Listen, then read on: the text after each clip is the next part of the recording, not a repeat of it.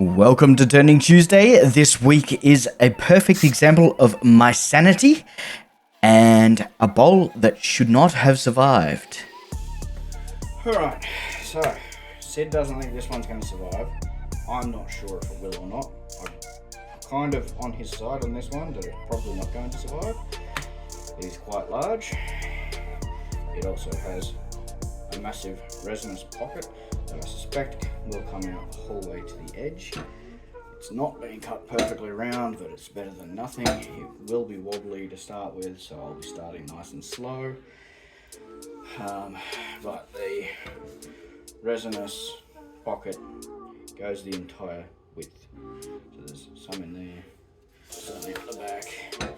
I'm pretty sure they're joined. So as soon as I mount this on, this center may just rip out. If it doesn't, I believe there's going to be some really nice figure in the lower wood. So could be interesting, or it could be a complete disaster. I am running a gamble on this by not adding any glue or epoxy or anything. But sometimes you just got to send it. So I'll get this mounted up and we'll see how we go. Story time with Reese. Now, forgive me, I am coming down with something, so I'm a bit nasally today. This mounted up alright, and turned alright, and then there was some things that happened that made me question my sanity. I'll go over them as we get to them, because there's definitely some fun points. Now, on this bowl, you'll see that it's not really balanced, but I also learnt something with this lathe, and I don't know if it happens on all lathes or it's just this one, but I found that when I took it to about 450, I was getting really bad vibration, but the lathe wasn't starting to walk. So I increased it a little bit more and managed to get it up to about 600, and it balanced itself out.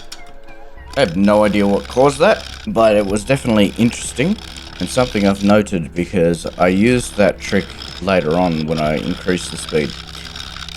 So right now we're turning at about 600. I have sped this up exponentially because this was a bit of a grind fest. Just getting rid of all that bark and trying to keep as much of the sapwood as I can, because my initial plan for this bowl was to keep sapwood feet. So I wanted a nice red bowl with sapwood feet. The blank started at about 28.5 centimeters, or just shy of 29.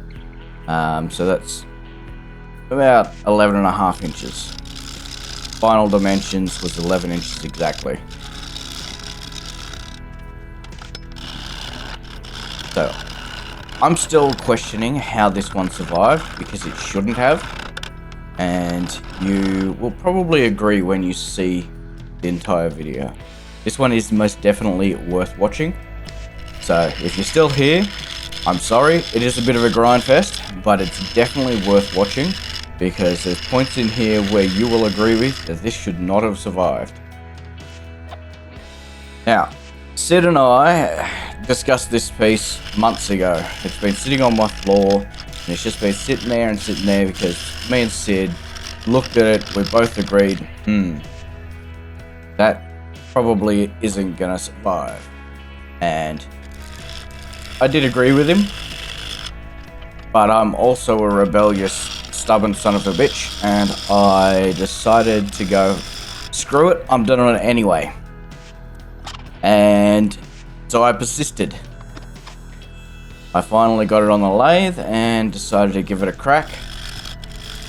I was very pleased with how this one came out, and I am displaying it, or exhibiting it, at the Australian Botanic Gardens on the first weekend of October with the ACT Woodcraft Guild, and yeah, I think it's worth a look.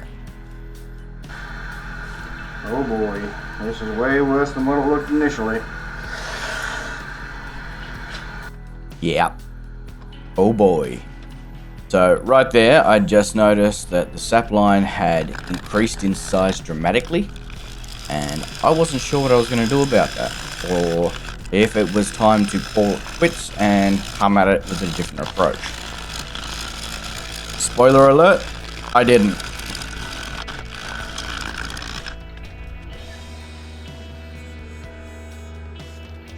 You can see that black line getting bigger and bigger and bigger. So I'm like, alright, I've got the side mostly round, I'm going to focus on the bottom and not pay that much attention.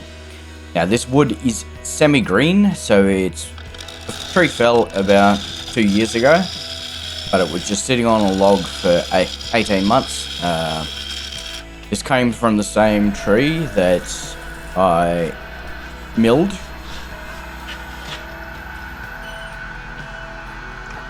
Oh shit.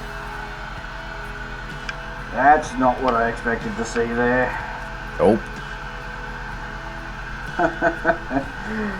Oh no. Oh no. Oh no. Oh dear. Yep. Tell me how you really feel. So, I was not expecting to find a separate pocket of sap right at the foot. I really was not expecting to see that. So, I got a little bit of a jump scare when I saw that, and I wasn't sure what I was going to do about it. So, I did take the height down a little bit. Oh no. It's getting worse. Oh no. And as you can hear, that spiral of me questioning my sanity has started.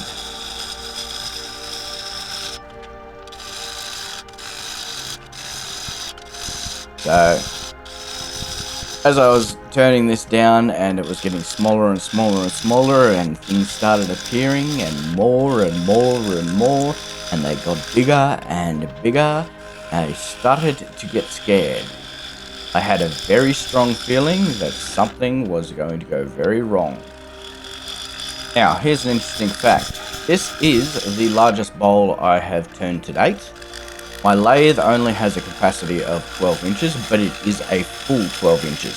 So if I had my blank perfectly at 30 centimeters, it would fit. I didn't get this one quite round, but I have others that are almost exactly that size. And shaking off those dust. So right now I'm just bringing down the top to see what I've got to work with, because at this point in time there's a little bit of punkiness at the top and there was still a bit of unbalance there, so I'm hoping if I take that out at this size, maybe I'll be able to increase that speed. But we're running nice and true, so I'm happy with how this is going so far. And yeah, when I turned this down a little bit, I had a tree branch inclusion in the top of the bowl, and I took it down to get rid of most of that, but I kept a little bit.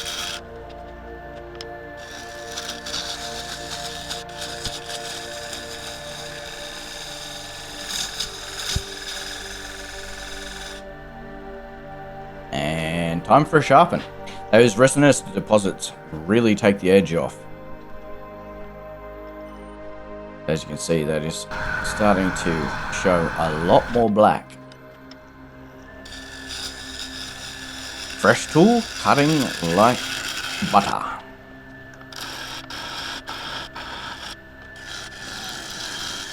So right now I've decided that I'm going to put a tenon on, but I'm going to take it down a little bit and see what I've actually got to work with once I get past the sap lines. Because at this point in time, I did not want to grab onto a sap line with the tenon. So I'm just marking out where I'm going to do that. Check. And now I've formed the tenon. And I will then put a little foot on the outside of it. Now, as I said, this was turned green, so my intention was always to put a tripod base on it, because I knew this would warp, but I wanted them to be a light wood, so the sap wood, and then I would have the nice red bowl. You can see there, each side that's got the sap lines is very red, and in between is still quite nice and white. Just using my spindle gouge now to sharpen up the foot and dig in a nice little cove there.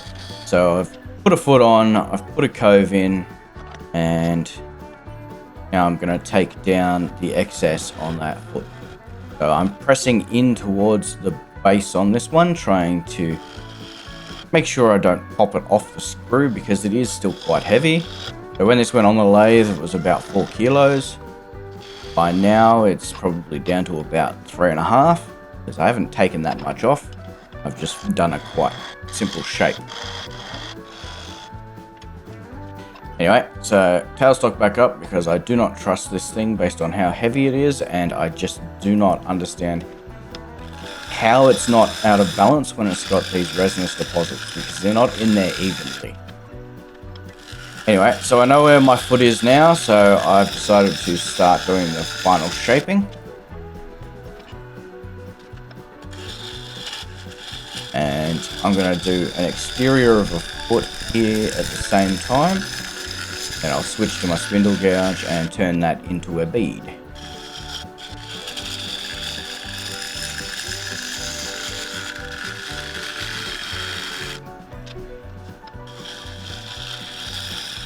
As you can see, I'm starting to get a little lip there, which I'm very much enjoying. I use my scraper and just refine the shape a little bit. As you can see, tooltip down. I've gone with a slightly wider angle because this is a bigger bowl. And so I've gone with a slightly wider angle, and I'm definitely keeping that tooltip down. But you'll see as I get around towards the foot there, and the base of the tool is more towards the camera, it doesn't look like it's down at all. You'll see me just jump there. That sap deposit at the top there has a very big chunk out of it, and I accidentally slipped the tool in, so I pressed a little bit too hard and got a tiny little bit of a catch. There was no chip out or anything, it was just enough to make me jump. And now I'm defining that bead on the foot and giving the bowl a proper shape.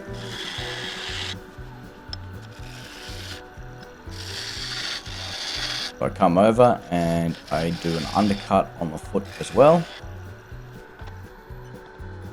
so that when I remove the tenon later, I don't have too much to go. So I've made a nice little cove on the inside of that foot, and yeah, I'll be removing 90% of that wood later with my Dremel and kutzall kit.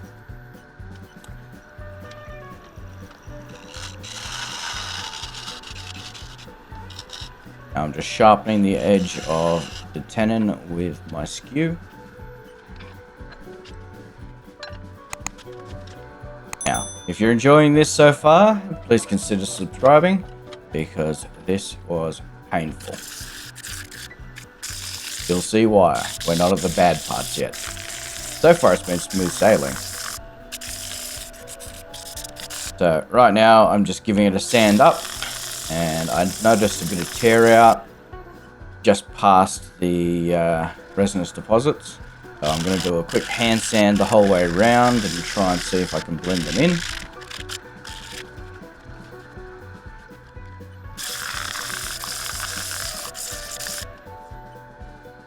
Didn't do much for it.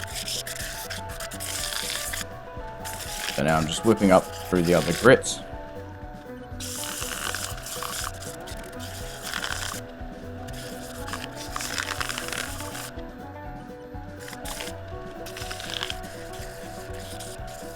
Again, this is 120 through to 400.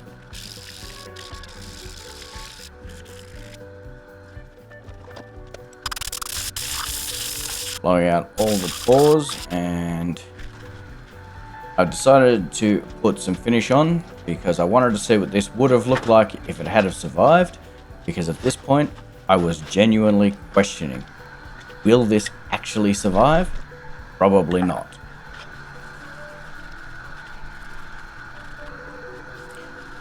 So I'm just applying a bit of citrus oil and liquid beeswax. And those grain patterns are gorgeous. I have no regrets. Going back on my word. So, I've gone back on my word. I had a good discussion with Sid because I was genuinely concerned that this was not going to survive. And we both came to the consensus that doing some strategic glue would be beneficial.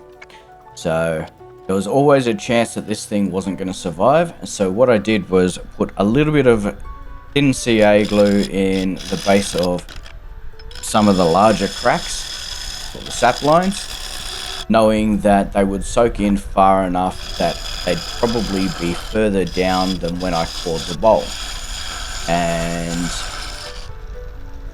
I then said, okay, I'm also going to go overboard with some tape and try and hold it together. So I don't think the glue did much for saving this. I think the tape probably did more. So the tape's on there to stop the bowl flexing out. So, or minimize it anyway. So it's holding on to it. The whole bowl is holding itself together.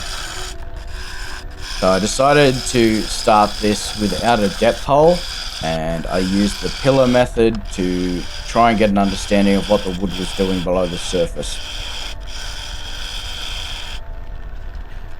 So just coming in slowly and working it down, working it down, working it down, and I will stop frequently and have a look. So I did the first section of pillar without stopping.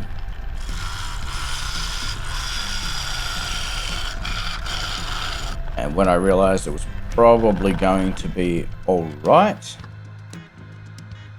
I removed the tailstock and got rid of the center. So I got rid of the stock. I started it really slow to see what it was doing. It's running nice and true.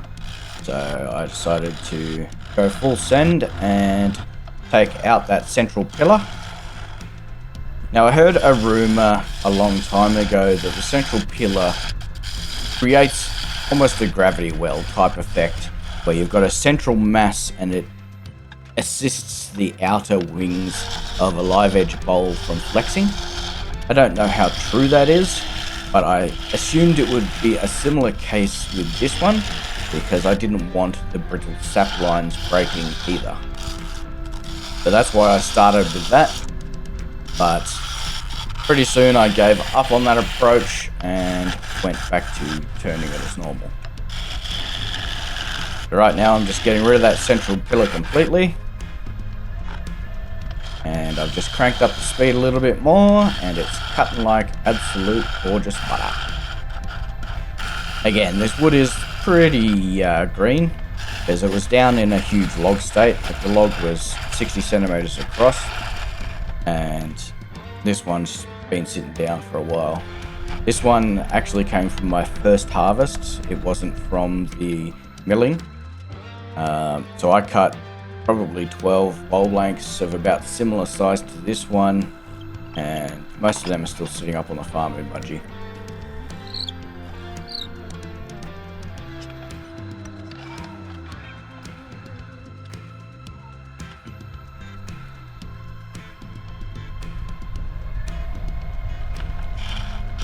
I've now done a depth hole, and I'm going to remove that center and see what I've got to work with.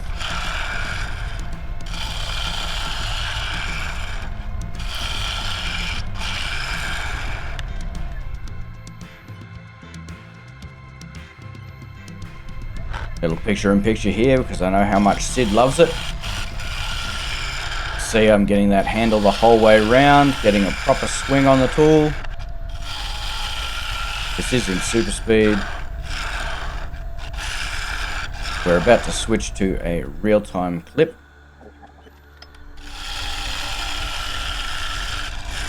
Not quite there, but as you can see, getting some nice clean cuts. Beautiful long stringers coming off, and then that appears. Another sapline deep in the base. Oh boy, here we go. So again, questioning my sanity.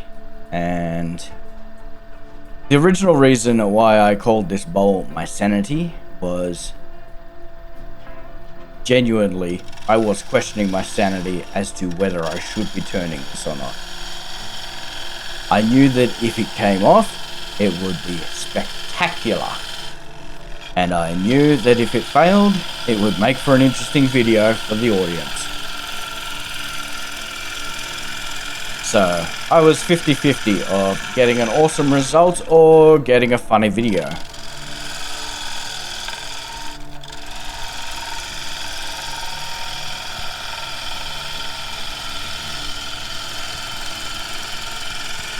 Now we are doing a real-time clip here, so it is, as you can see, I've sped the others up quite dramatically. This is the real-time slog that I was going through. And that black just gets more and more and more. But we've made it past it. So that's interesting. What's going to happen now? Whoa.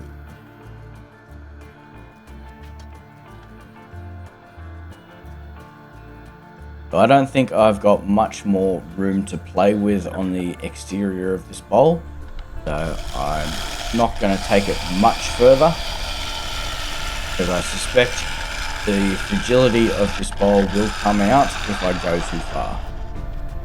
Editor Reese here, just jumping in the middle, going, check out the description below. I have linked to several tripod bowls, one from Sid, one from Mike Holden, and one from Richard Raffin.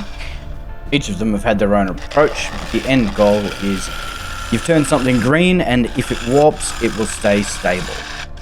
Or stay stable on a flat surface. Oh boy. Oh boy. Oh boy. How's that not come off yet? Oh boy. Oh boy, oh boy, oh boy. Oh boy. I'm starting to think we should run an oh boy counter. Oh boy. Oh boy. Right, that's about the thickness I'm on the bottom, so I don't want to go much further. I need to round that off.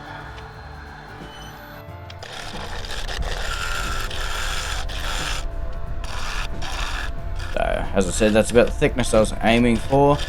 Let's give this a little scrape up the sides. And now I'll give it the good old tap test.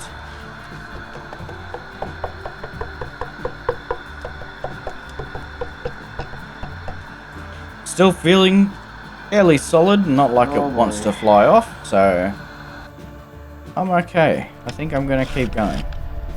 So right now I'm happy. I've got about an inch wall thickness on this, so it is a very thick wall. Overall, the bowl is 11 inches wide and the inner hole is 9 inches wide. So the rim is exactly 1 inch, and yeah. It's still a good sized bowl if it was to be a fruit bowl or something. But it's just got so much character. So this bowl is not perfect. I know it's not technically perfect. Technically, I have dropped the bowl several times. There is a few ridges in it. There's a few everything in it. There's some scratch marks from the sanding. And that's why I've opted for this to be an art piece, because it's perfectly imperfect. Now here I've changed over to my S-curve tool rest and trying to give myself some more support closer to the bowl, because this is so large that I did not trust my straight edge. It's also got a hardened top so that if it gets to catch, it's not going to do too much damage, or any damage. I do like these hardened tops. And I figured that wasn't quite the approach I needed, so I've gone with a J, which gives me a bit more length and a little bit more support. And so I'm using the J shape one, and that's working nicely. So this tool rest and the entire set that I got are all hardened topped. So the straight one that I'm typically using is not a hardened top. It's just a standard, I think it's cast, and it's extremely soft. and my one is most definitely due for a bit of love. Now this hole in the bottom there gave me a lot of trouble while sanding. It loved to chew up my 2-inch sanding discs. I probably needed something a little bit bigger than this for this one, but it's all I had and that's what I ran with. So I'm just going through some grits here quickly and stopping and checking everything out. And I've decided to drop down a grit because there was a couple of lines there that I just wasn't happy with. And I figured out how to work with that bottom hole to not tear up the paper too much. And blowing all of those out and getting my air compressor pumped up again.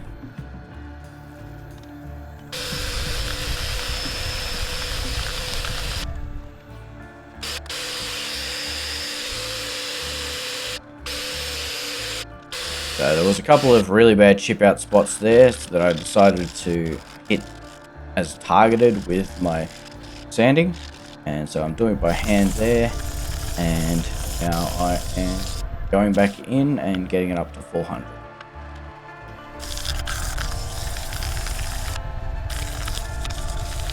So I started with 80 on the inside. And I think I started with 40 on the drill. So I did 40 through to 180 on the drill, and then I swapped back to hand sanding and did 120 through to 400. Now I'm taking all of that tape off. I did a layer vertically, and then I did multiple layers around the outside, around the outside, around the outside.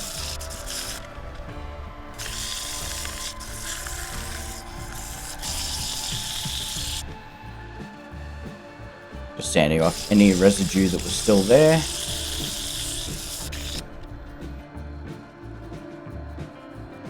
I was questioning whether I should be turning the lathe on again with the tape off, and I got lucky.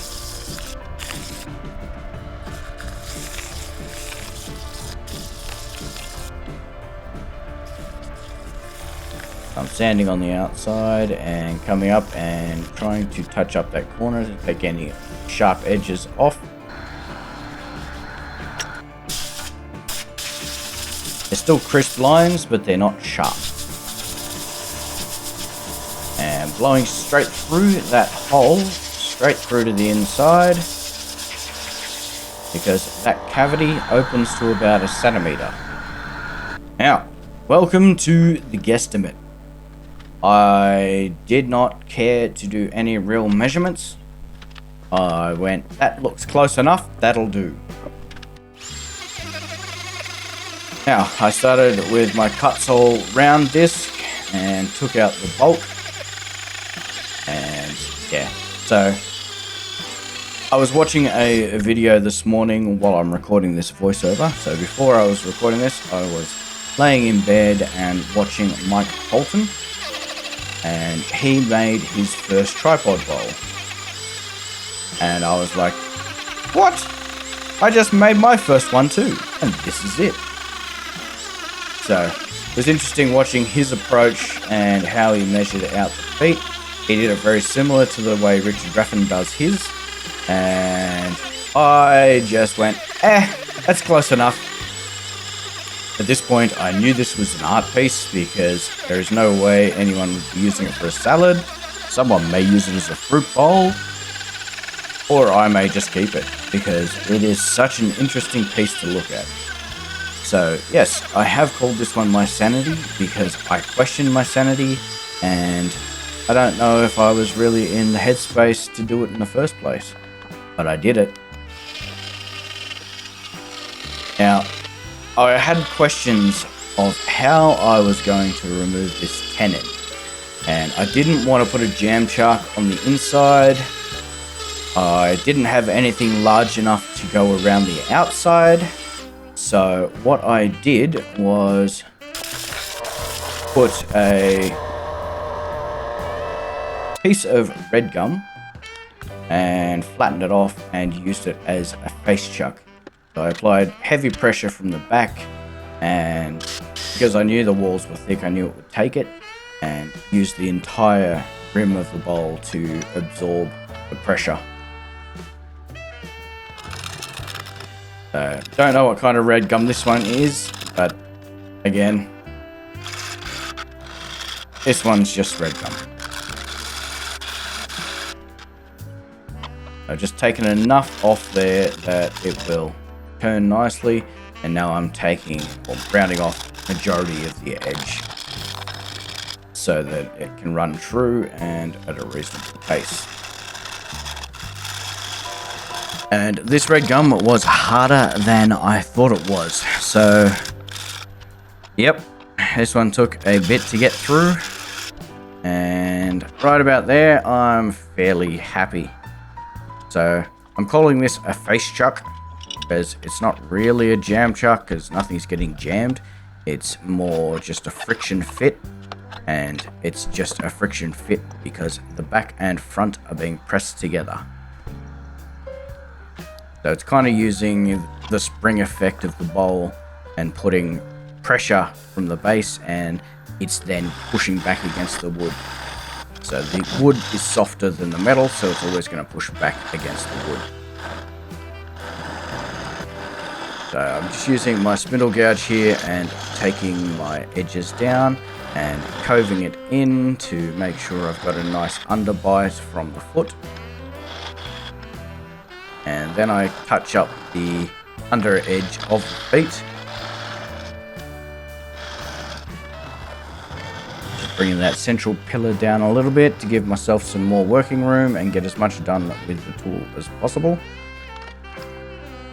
And so I'm just giving a quick scrape up on the back of those feet, trying to make them inset a little bit, and I'm happy with how that is. Touch up with the wing of my spindle gouge, and then I turn the speed all the way down. We're now in real-time mode, and I just double checked that I was fully slowed down.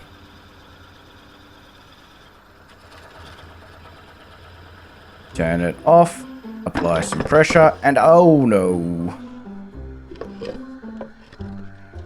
Yeah, that one got me good.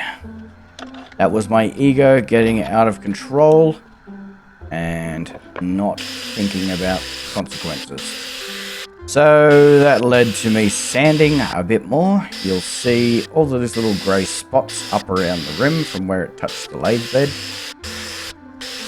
I did pick up some bruises, and I just quickly sanded them off. Took no time. It was just a bit I didn't want to have to do.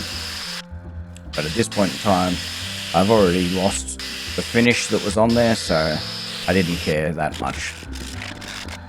So now I'm just going around sanding by hand, trying to go with the grain and blend in any of the other scratch marks from the sandpaper. And I'm going all the way up to 400 with this.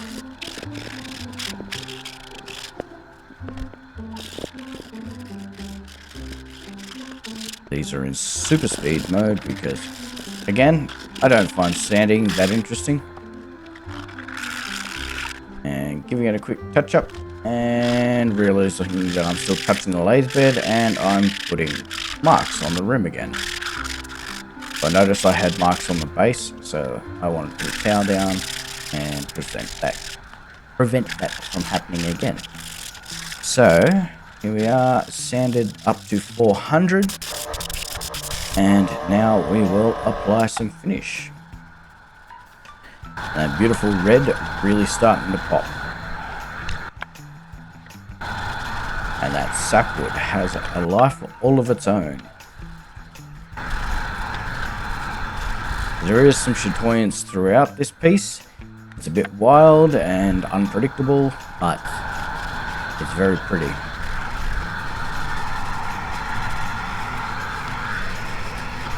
If you've been enjoying this video, thank you for joining me on my journey while I create my Sanity. Because, again, that is the bowl's name, my Sanity. Twisted, wild, sometimes a little bit loose, and a bit unpredictable. So, thank you for watching, I very much appreciate it. That tunnel in the bottom goes the whole way through, to the outside of the bowl, and the main sap line on the right hand side of that picture goes the entire way out. So as I go through the pictures here, I do try to capture both of those to really show it off. And that tunnel at the top left of the picture now goes straight into the center of it. Here you can see the orange in the middle of that sap line, and that is a centimeter gap. It passes through the whole way from the top all the way to the bottom. Thank you for watching. I very much appreciate it. Have a great day, everyone.